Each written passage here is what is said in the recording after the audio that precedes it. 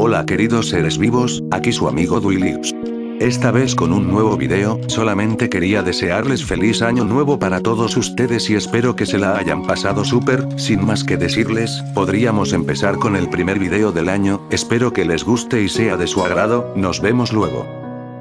Gilles de Rais. Gilles de Montmorency-Laval, barón de Rais, llamado Gilles de Rais o Gilles de Retz, nacido en Champtocé-sur-Loire en 1405 y falleciendo en Nantes, el 26 de octubre de 1440. Fue un militar y noble francés del siglo XV que luchó en los años finales de la Guerra de los 100 años junto a Juana de Arco. Fue juzgado y ejecutado, entre otros motivos, por los casos de abuso sexual y asesinato que cometió hacia múltiples niños y adolescentes. Se calculó que mató entre 80 y 200 menores, la mayoría varones. A veces se cree que Rais es la inspiración del cuento popular francés Barba Azul Barbe Bleue, pero esta suposición es controvertida. Biografía. Fue nombrado mariscal de campo por su participación en la Guerra de los 100 años, en la que fue compañero de Juana de Arco y uno de los que más creyó en ella, y heredó una gran fortuna. Pero su buena fama en los pueblos franceses se vio truncada cuando se le acusó de ser el responsable de atrocidades que habría cometido con centenares de niñas. Junto con Elizabeth Bathory, la aristócrata húngara conocida como la Condesa Sangrienta, es considerado como uno de esos aristócratas que utilizó su gran fortuna para dar rienda suelta a sus fechorías. Este hombre impulsivo, cuyos crímenes contradecían su exacerbada fe y creencia cristiana, que seguía la frase del pregón pascual, o Felix culpa quae talemec tantum meruit avere redemptorem, traducido como oh feliz la culpa que mereció tal redentor. Y que tuvo un anhelado deseo del perdón de Dios, también podría ser una de las fuentes históricas en las que se basó Charles Perrault a la hora de explicar la historia de Barba Azul. Georges Bataille lo calificó como un niño con poder, y lo acusó de ser un monstruo esencialmente infantiloide y de tener un carácter arcaico. En sus juicios, Gilles de Rais confesó, previo paso por la tortura inquisitorial, que habría actuado según la naturaleza que le habrían impuesto los astros, y que no habría podido controlarse. Infancia y juventud. Fue el primer hijo de uno de los grandes linajes de Francia, Guy II de Laval y Marie de Craon. Nació en la Torre Negra del castillo de Champtocé, bañado por el río Loira en la región de Bretaña. Tras la muerte de sus padres, Gilles y su hermano menor René quedaron bajo la tutela de su abuelo materno, Jean de Craon. Según dijo en sus juicios, de Rais no tuvo ningún tipo de control por parte de su abuelo e hizo siempre lo que quiso. Su abuelo de Craon quería aumentar su fortuna y poder de forma calculadora, a diferencia de Gilles, hombre también carente de escrúpulos, que se dejaba llevar por sus impulsos violentos, pero que era un inútil en política, según Georges Bataille. Acciones militares. Su abuelo de Craon le recomendó a Guillaume la Jumelliers como consejero en política, estrategias militares y finanzas. Se puso a las órdenes de Juan B, duque de Bretaña en las querellas residuales de la Guerra de Sucesión bretona, entre los Montfort y los Penthièvre. Luchó siempre en la vanguardia con sus soldados, tropas pagadas por él. Gilles raptó a su prima Catherine de Thouars, y se casó con ella el 30 de noviembre de 1420. La familia Thouars poseía varios castillos. Cuando la viuda Beatrice de Mongean, suegra de Gilles, se casó con Jacques Meschin de la Roche-Aireault, Gilles y de Craon la raptaron y la encerraron a pan y agua hasta que se dio los castillos que ellos pedían. Gilles Meschin, hermano de Jacques Meschin, y otros hombres quisieron rescatar a Beatrice de Mongean y fueron encarcelados también por Craon, de forma que Gilles Meschin murió. Mientras tanto, Gilles y su primera esposa tardaron en tener descendencia, que finalmente llegó en forma de una niña, Marie, nacida en 1433 o 1434.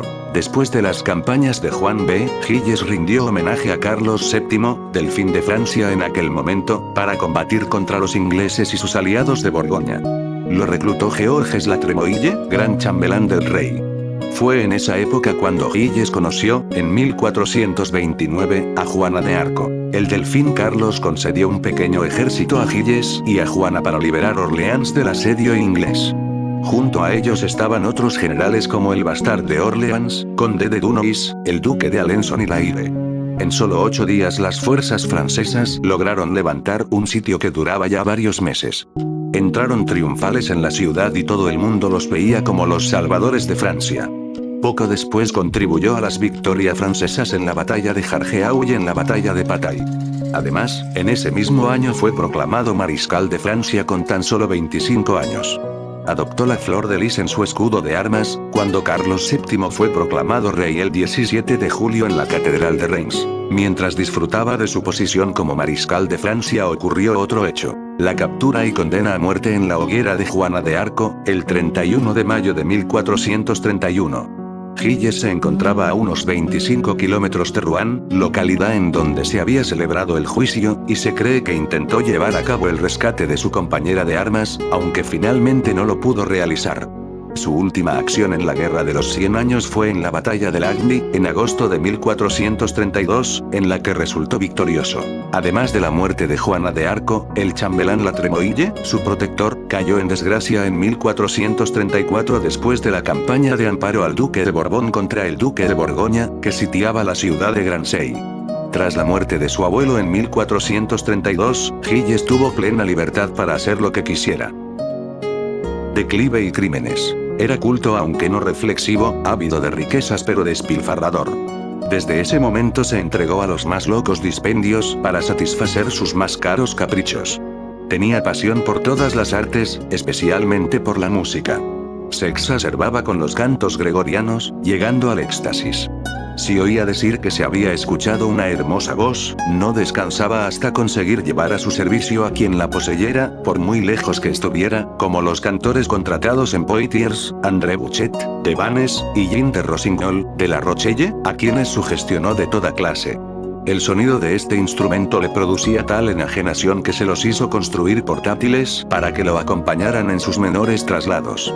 Consiguió, en su exaltación religiosa, ser nombrado canónigo de Saint-Hilaire de Poitiers y se rodeó de una comitiva de 50 eclesiásticos, junto con 200 soldados de caballería, cuya sede se encontraba en la capilla de los Saints Innocents, en Machecoul. Por otra parte, todo el que acudía a él disfrutaba de su generosidad. El extranjero era bien recibido, cualquiera que fuese su condición, a cualquier hora del día o de la noche. Tenía hospitalaria mesa, y era raro que abandonase su mansión sin salir colmado de dones en especies o en metálico. Gastaba dinero en ostentación para recuperar el prestigio perdido. Realizaba grandes banquetes. Gastó la mayoría de su fortuna en obras teatrales y en fiestas. Gilles de Rais, por Bomblet. Para procurarse el dinero necesario, tuvo que recurrir a numerosos arbitrios y ruinosos contratos. Logró la colaboración de aposentadores, burgueses y mercaderes, que le adelantaban a un interés usurario las sumas que, por una generosidad neurótica, se le fundían entre los dedos y se hundían en un abismo sin fondo. En 1437 vendió Ingrandes y Champtocé a Juan B. de Bretaña por unos escasos 100.000 escudos. Gilles se aproximaba al momento en que se anunciaba, amenazadora, la ruina inevitable. Sus cofres estaban vacíos y su crédito agotado. Los que le habían rodeado en las horas dichosas, presintiendo el desastre, se alejaban de él. Ante esta situación se vuelve hacia el esoterismo, buscando en la alquimia el modo de fabricar el oro que le faltaba, se interesó, por ejemplo, en el secreto de la piedra filosofal. De esta forma se rodeó de nigromantes y alquimistas. Finalmente, cayó en manos de un embaucador florentino llamado François Prelati, quien le aseguró que llenaría sus arcas gracias a la magia negra. El mariscal visitaba con frecuencia a su cómplice y se informaba con ansiedad del resultado de las investigaciones. Prelati aseguró a su señor que, en una de sus invocaciones, había visto cerca de él al demonio, pero que esta aparición fantástica se había desvanecido sin que hubiera podido pronunciar palabra alguna. El crédulo mariscal, que tenía un pánico atroz al diablo aunque nunca lo hubiese visto, hizo caso de Prelati, y mandó que se redoblasen los ensalmos y los conjuros. En otras ocasiones, Prelati fingía estar herido al salir de una de sus invocaciones, que siempre se realizaban en un cuarto escondido, causando en Gilles más pánico. Sillet fue el proveedor de todos los elementos para las invocaciones en Tifauges, y el padre Eustache Blanchet el encargado de contratar a los invocadores, como Prelati y la Riviere, el cual aseguró haber visto al demonio en una invocación en un bosque en forma de leopardo, ante la credulidad de Gilles, o alquimistas como Jean Petit, el cual realizó varios hornos para trabajar con mercurio. Sin embargo, los hornos creados debieron ser destruidos ya que el futuro Luis XI, el Delfín, visitó a Gilles por una orden del rey Carlos VII, quien condenaba la alquimia como herejía. Es imposible que el mariscal salga bien de sus empresas, dijo uno de los familiares de Gilles de Rais, si no ofrece al demonio la sangre y los miembros de un niño. A esto se unía, además, su voluntad de matar niños para su disfrute y placer personal en el transcurso de orgías sexuales y etílicas. En su afán por procurarse víctimas para sus sacrificios, servidores de Gilles de Rais como Henriette y Poitou recorrían los pueblos y las aldeas, buscando niños y adolescentes a los cuales prometían que los harían pajes en los castillos del señor de Rais. Siempre en lugares lejanos, incluso en algunas ocasiones el propio Gilles con amabilidad acudía personalmente a las casas de los plebeyos para asegurar a los parientes de los niños un prometedor futuro. De las víctimas los padres no tenían más noticias y, si preguntaban, les respondían que estaban bien. Pronto la gente se alarmó y de Rais recurrió a los raptos. Pero la gran locura llegaba por la noche cuando él y sus esbirros se dedicaban a torturar, vejar, humillar y asesinar a los niños previamente secuestrados. Después de cada sangrienta noche, Gilles salía al amanecer y recorría las calles solitario, como arrepintiéndose de lo hecho, mientras sus secuaces quemaban los cuerpos inertes de las víctimas. El temor se apoderó de los habitantes de los pueblos. Los criados tuvieron que ampliar su campo de acción, con lo que el pavor se extendía más y más. Hasta que las murmuraciones se convirtieron en gritos que llegaron a las más altas autoridades. Llegó a utilizar varias de sus posesiones, no solo el castillo de Tifauges, para cometer sus fechorías, como el castillo de Machecoul, el de Champtose y la casa de la Suse. Una vez se aprovechó de unos niños, que eran mendigos y que fueron a pedir limosna inocentemente a su castillo.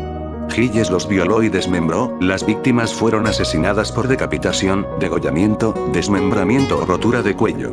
Una vez muertos, los abrazaba fuertemente y deliraba. En otras ocasiones se reía ante los últimos estertores del niño y muchas veces cortaba la vena yugular haciendo brotar la sangre. En algunas ocasiones cuando asesinaba a una de sus víctimas, se arrepentía y juraba partir hacia Tierra Santa para redimir sus pecados, pero al poco tiempo volvía a cometer las mismas atrocidades. Durante los 8 años de terror, Gilles parecía no vivir en un mundo real, rodeado de gran fastuosidad y como si no se diera cuenta de las brutales acciones que llevaba a cabo. Según contó en el juicio que se le hizo, junto con su grotesca corte, cortaban las cabezas de varios niños recién muertos y hacían competiciones para elegir los rostros más bellos. Las cabezas eran ensartadas en picas y las iban calificando. Se llegó a contar que estas calificaciones las firmaba el mismo diablo, ya que un brujo llamado Riviere podía invocarlo, o a uno llamado Barrón, al cual le ofrecían un sacrificio, como los órganos de un niño. En continuadas ocasiones, su hermano René intentó salvar el patrimonio familiar que Gilles estaba vendiendo. Incluso, con la ayuda del rey, logró un edicto según el cual Gilles no podía vender más posesiones. René logró así comprar el castillo de Machecoul. Investigación, captura y ejecución. Pero llegó el momento de que todo esto acabara, y ese momento fue cuando el obispo de Nantes, Jean de Malestroit, investigó las desapariciones de Bretaña y vio que no eran casuales. Malestroit descubrió los crímenes gracias al hecho de que, en plena depresión, Gilles vendió uno de sus últimos castillos, el de Saint-Étienne-de-Memorte, al tesorero de Juan B. Geoffroy Le Ferron. Gilles se enteró de que un primo suyo, el señor de Villesigne, quería comprar el castillo y creyó que Le Ferron no aceptaría la anulación. Este había dejado a su hermano Jean, eclesiástico, al frente del castillo. Gilles, en otro de sus impulsos, atacó la iglesia donde Jean celebraba misa y lo secuestró, encerrándolo en Tifauges. El ataque fue conocido por el duque de Bretaña y por el propio Malestroit. Juan B. mandó a su hermano, condestable del rey, a rescatar a Jean Le Ferron mientras él intentaba apaciguar a Gilles. Finalmente, Gilles de Rais fue capturado el 15 de septiembre de 1440, cuando se presentó a las puertas del castillo de Machecoul, donde estaba entonces Gilles de Rais, un grupo armado al mando del capitán Jean Labbé, que iba acompañado por el notario Robin Guillaumet en nombre del obispo de Nantes, portando órdenes del duque. Gilles de Rais se entregó, junto con Prelati, Blanche, Henriette y Poitou, y fue llevado a juicio. El 19 del mismo mes, es decir, 4 días después de su detención, empezó el interrogatorio que continuó el 28, y el 8, 11, 13, 15 y 22 de octubre. En el juicio, altamente detallado y cuyos escritos del siglo XV aún existen, pasaba del insulto a los jueces al hundimiento más absoluto. Aparentemente las declaraciones de Gilles y sus cómplices fueron tan estremecedoras que los jueces ordenaron omitir de las actas las peores partes. Fue encerrado en una prisión acomodada por su condición de noble. Se declaró al principio inocente, pero en uno de los trastornos de personalidad que ya sufría de años atrás, rectificó y se declaró culpable, quedando el día 15 de octubre muy arrepentido de lo que había hecho. Finalmente, el día 22, ante los jueces eclesiásticos comandados por el obispo de Saint-Brieuc, documentó todos los asesinatos y las vejaciones que practicaba a los niños de entre 7 y 20 años, actuaciones pedófilas, rasgaduras, colgamientos del techo por ganchos, decapitaciones, etc. Dijo que hasta había bebido la sangre de los niños, incluso cuando estos aún estaban vivos, que necesitaba aquel goce sexual y que había escrito un libro de conjuros con la sangre de los supuestamente asesinados. Fueron confesiones tremendas, y toda Francia se convulsionó ya que la gente no se creía que uno de sus héroes fuera un hombre tan vil. Se constató que había matado entre 80 y 200 víctimas, todas menores de edad, aunque probablemente fueran muchas más. Fue condenado por asesinato, sodomía y herejía. Ante su desmedido arrepentimiento fue incluso objeto de compasión de clérigos y plebeyos, y se concedió la petición de que fuera una comitiva detrás de él hacia su lugar de ejecución. Finalmente, el 26 de octubre de 1440 Gilles de Rais, junto a dos de sus más perversos colaboradores, habiendo rechazado la gracia real, perdón de la pena que se le extendía por ser par de Francia, fue conducido al Prado de la Madeleine en Nantes, para ser ahorcado y quemado públicamente. Se comportó dignamente y arengó a los que morirían con él a pensar solo en la salvación. Su cuerpo fue bajado del cadalso antes de que las llamas lo alcanzasen, a diferencia de los de sus colaboradores, y fue enterrado en la iglesia de las Carmelitas de Nantes.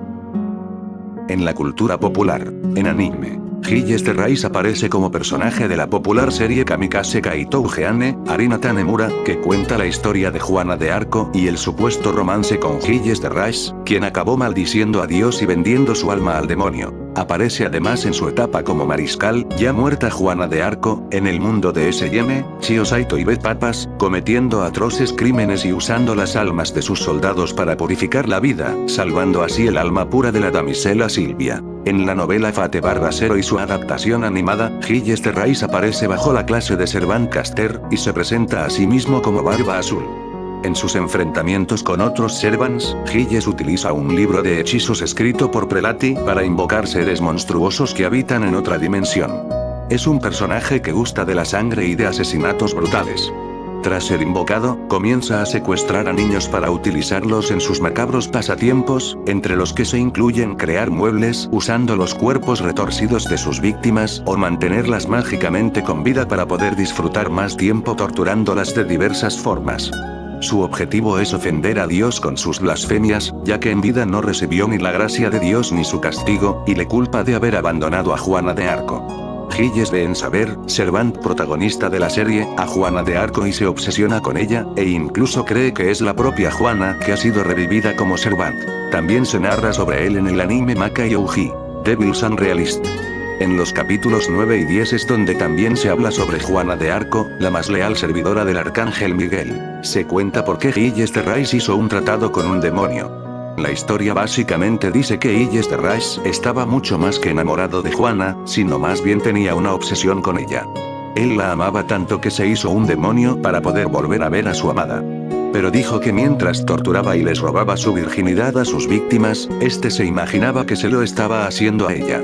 Y esperaba con ansias el día que la viera para poder mancillarla, herirla y hacerla gritar de dolor. Otra aparición fue en el anime Shingeki no Bahamut, Génesis, donde Gilles de Rais esconde su verdadera identidad haciéndose pasar por el capitán Lavalley, un oficial de la Armada de Orleans. Tras mostrarse confiable ante Amira, coprotagonista de la animación, dándole información relevante acerca del paradero de su madre, a quien busca encontrar en la ciudad perdida de Eleim, demuestra en el último capítulo su verdadera identidad e intenciones siendo este un cómplice de Belzebub. Trata de despertar a Bahamut de su letargo, así trayendo el día del juicio y el fin de los tiempos. Haciendo gala de trucos sucios y engaños recupera del interior de Amira la llave sagrada, la cual era clave para el despertar de Bahamut. Pese al éxito que consigue en su misión, Fávaro y Caesar, quienes acompañan a Amira, montan una escena pretendiendo pelear a muerte, sabiendo que era la única manera de crear una oportunidad para capturarlo y así finalmente derrotarlo, sellándolo cuando este baja la guardia. Aparece también como personaje principal en Ulises. Jeanne Arcto Renki no Kishi bajo el nombre de Momorenki, apoyando a Jeanne, Juana de Arco. Y bueno gente, eso ha sido todo por hoy. Si les gustó el video no olviden darle like y suscribirse, comentar qué les pareció y sobre todo darle a la campanita para así estar al tanto de cuando suba un nuevo video. Muchas gracias por su atención y me despido, hasta la próxima.